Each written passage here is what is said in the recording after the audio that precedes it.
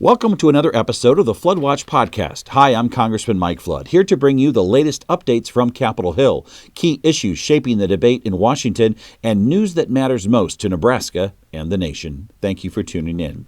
This week, I led my fellow Main Street members in pushing for passage of the One Big Beautiful Bill. I've served as the vice chair of the Republican Main Street Caucus since the new Congress and have been involved in extensive talks aimed at supporting President Trump's common sense agenda in the House. One of our top priorities this year is extending the tax cuts originally passed in the Tax Cuts and Jobs Act in 2017.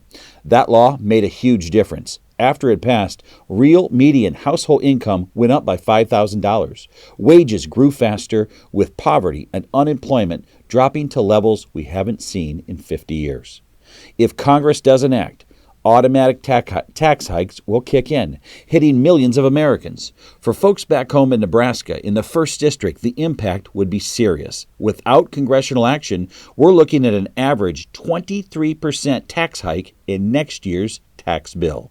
To put that in real terms, the median household in our district could see nearly a $1,600 tax increase. That's real money for groceries, gas, or college savings. We simply can't let that happen. Unity among Republicans is key to passing a reconciliation package and keeping these tax cuts in place. And the Main Street Caucus will continue to support the president in passing our One Big Beautiful Bill. Now shifting focus to the Financial Services Committee, where we had a markup this week on several new pieces of legislation, including one I introduced, the Equal Opportunity for All Investors Act. My bipartisan bill aims to update how we define an accredited investor.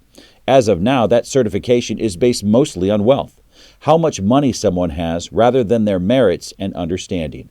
I believe this could be based on what people know and should be based on what people know, not just how deep their pockets are. My bill creates a new exam, which will be written by the Securities and Exchange Commission and administered by an agency called FINRA. This examination tests a person's understanding of the risks and differences between private and public offerings. If someone can demonstrate that they understand those risks, they should have access to the same opportunities as an accredited investor. It's simple. This is about leveling the playing field. I'm proud to say the bill passed out of committee with strong bipartisan support with a full committee vote of 49-2. That's momentum we can build on as the legislative process continues. I look forward to seeing my bill pass the full House and then on to the Senate and ultimately to the president's desk. That's a wrap for this week's Flood Watch podcast. If you haven't already, I encourage you to sign up for my Flood Watch newsletter at flood.house.gov. It's the best way to stay updated on everything happening in Washington and in our district. Thank you for listening, and have a great day.